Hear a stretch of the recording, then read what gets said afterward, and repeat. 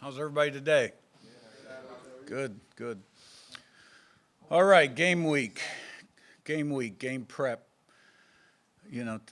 Take the preparation, attention to detail, sense of urgency at practice, energy to another level. We got to get it back to game week. We've had good practices, but we weren't getting ready to play, so everybody's got to ramp it up a notch, players and coaches. So with that, I'll open up to questions. I don't know how different it is schematically in terms of the way they run the quarterback, the way they fit the quarterback run element into their offense. But when you're dealing with a team that does want a little bit more of that option sort of look, how helpful is extra time to prep? I know coaches used to talk about, like, with the triple option. I know that's a little bit extreme, but Yeah. It always helped to have a few extra days. How helpful is Well, that? I think at this point in the season, you've seen about everything, right? And you put the best scheme together based on who you're playing and what they do. And, Notre Dame's an excellent football team. They're extremely well coached. In reference to your point, they run the quarterback quite a bit. And he's an excellent player. I've been watching him for a couple years, studying Duke offense when he was at Duke. And, he's a competitor. And he throws the ball well, and he's got good movement skills, good size. So, when you play Notre Dame offensively, it starts with the run game, and the quarterback's a big part of the run game, not only on the design quarterback runs, but when he drops back and he's in the pocket and escapes the pocket, and his ability to, create plays with his arm and his legs. Yeah, Curt, how has your offense kind of developed a unique identity this year in terms of some of your ones at JMU? What's been different about this year's group offensively? Different what you've done differently and leaned on. Yeah, you're talking about schematically. I think every year you tweak, you add some new things. You got to do that to stay ahead of the game. Whether you're looking for new pass concepts or RPOs, or want to get better in the red area, which I think we've done this year. Put a lot of time into that in the off season because 3 field goals to overcome 1 touchdown. So touchdowns are important there. But then you've always got to take into account your personnel and put them in the best positions to be successful, and come up with the weekly plan to get that done. So. I think there's always tweaks in certain areas or certain game situations. With that red zone work you said you did, is that picking out plays you see, concepts? Like how when you say you really? Yeah. Well, as you guys know, I'm a film junkie, right? I mean, in my free time, I'd just as soon be watching tape than be doing anything other than sitting in my recliner. So, that's a couple years of low red, high red work. Nowadays, you can PFF every touchdown pass from the 1 to the 4, from the 25 to the 5. And then, kind of going through those and seeing what might fit and, pull up something, depending on who you're playing, that scheme-wise might match something. So you're always trying to gain the edge in this business because all these coaches can coach. All these teams are good, despite, the records. The margin for error is very slim every game, and you've got to always work toward finding the edge.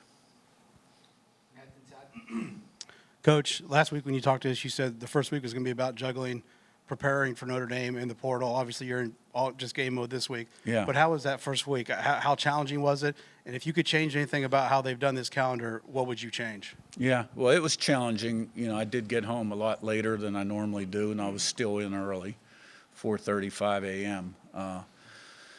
So, because you're dealing with portal evaluation, official visits, and still opponent prep to some degree, and then you're dealing with your staff and your players' retention as well. So I'm glad that week is behind us, and the message this morning to the coaches was, okay, guys, no phones in the meeting rooms. If you got your phone, take it to your office. And surprisingly, every guy got up except one.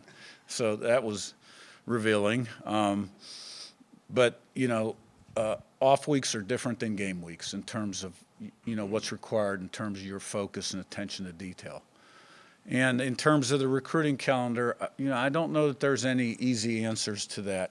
When you look at it from a player's perspective, everybody starts school in January, so guys that are switching schools need to have the opportunity to visit prospective schools in December, but yet seasons end at the end of November, championship games the first week of December, and there's always going to be bowl games, and now there's the expanded playoff. So I don't really know the answer to that. I don't think it's a simple situation, and if it was, it would be remedied by now.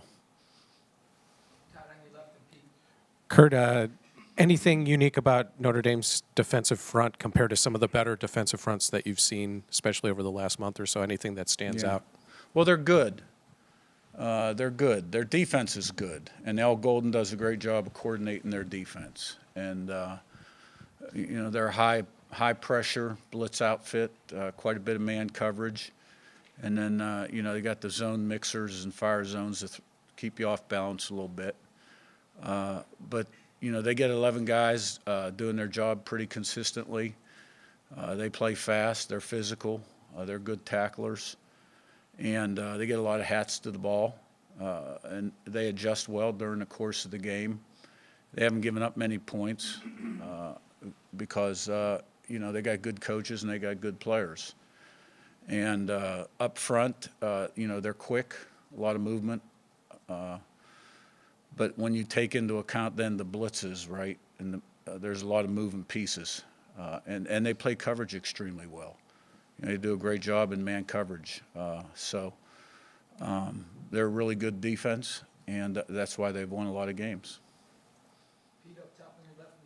Curt, up here. I know you brought in West and Kamara to make an impact, and they certainly have. What has made them stand out? Well, good prospects. Mikhail's a real smart player. He's explosive, dynamic, quick. He's a good technician. C.J. West, for a big guy, moves extremely well, has really good get-off. I think it all starts with Derek Owings and our strength and conditioning program. He does a great job of taking body fat off these guys and adding lean muscle mass, and they'll gain weight, but it's good weight, and still making them more flexible and quicker, faster, explosive. Then I got to give our defensive coaches a lot of credit. I think Coach Haynes does a great job as a coordinator of finding ways to create disruption up front and stop the run and pressure the quarterback. And Coach Kuntz, Pat Kuntz, and Buda Williams do a tremendous job as well. We have two defensive line coaches. Pat coaches the inside guys, and Buda has the outside guys. So, it's a team effort, and these are guys that really want to be good, so they commit and they work hard every day to improve, and you see the end result. Yeah, Coach.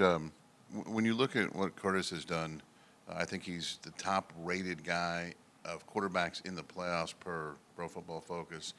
He's number 1, number 2, number 3 in the country in a whole bunch of categories. What's made him so good and so consistent throughout the whole year? Well, a lot of things go into that. First of all, he had a body of work before he came here, and he's played a lot of football. So, you learn by doing. And he's gotten a lot of reps at playing quarterback, a lot of successful reps. And, coming to a new school is an adjustment schematically.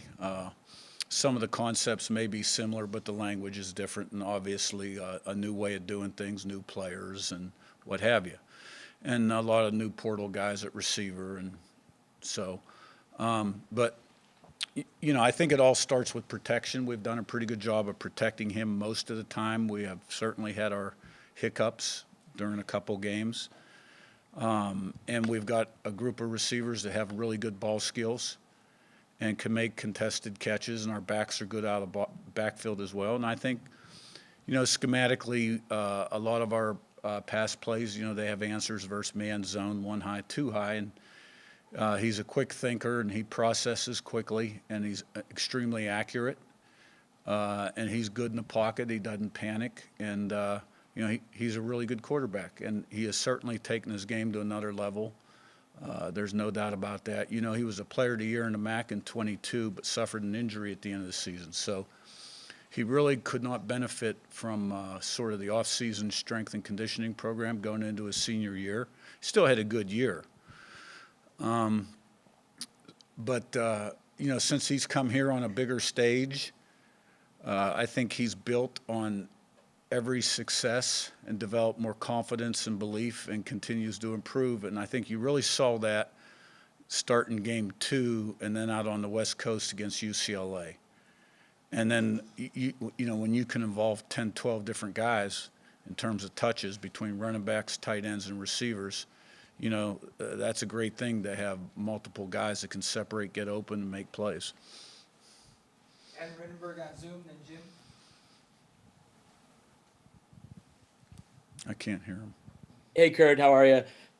Just wanted to. This obviously Notre Dame doesn't have a lot of firsts left in its program, but this is one on Friday for them. It's new for them. It's new for you guys. I'm wondering how you think your team will handle this type of stage where everyone in the country is going to be watching you guys. Yeah, I think to me and our guys, in my mind, it's just another game. I mean, you prepare for this one like you prepare for all of them. I think for our players, they're going to be excited to play and excited to prove something. I don't think anyone was happy with the way we came out of Ohio State. We didn't give ourselves a chance to be successful, giving up 14 points on the punt team and then having some of the communication breakdowns we had on pass pro. We didn't give ourselves a chance to play offense. So, but I think our guys have learned from that too and will be better in a hostile environment than we were on that particular day. And at the end of the day, it's just football. The game's going to be won or lost between the white lines, and I want them to go out there, fly around, have a little swag, and play the way we can play. Jim in front, and Zach Beebe. Curt, you talked about Notre Dame's defense and the respect you have for them. Obviously, they have a really good secondary of some very good defenders back there. How important is it for Indiana to get their running game going to help open up their passing game? And I think it's always important to be balanced. If you can run the ball successfully, then it opens things up in the pass game and vice versa. So we have been pretty balanced this season. We've run the ball well. Those guys have done a good job up front. Coach Bostad done a great job. Coach Miller, the running backs, everybody involved, and that'll be a big part of it again Friday night. Zach Beebe right in front, then Daniel. Coach, who have you kind of seen in the locker room as a player take charge these last couple of weeks as you guys prepare mentally and physically for this game? I mean, the same guys that really have done it all year long. And I've said this a few times. We have a lot of guys that could be the leader or one of the 2 or 3 leaders on this team. We've got a lot of older guys that have played a lot of football that have high character, great competitive excellence. They're consistent day in, day out. They represent the principles and values of the program, and they're respected by their teammates. And there's probably at least a dozen guys I could name there. So, you got to send 3 captains out for the coin toss, or maybe you're allowed 4, and we send the same 3 out every game: Carpenter, Kadick, and Allison. But we just have a bunch of guys that love to play football and work hard every day. And, we've had a great locker room from the get-go, and it's never changed. Daniel on your right, and Seth. I want to say it was James Carpenter said last week, it's a once-in-a-lifetime opportunity. How do you go about trying to manage that with also just the idea that it is kind of just whatever's ahead of you?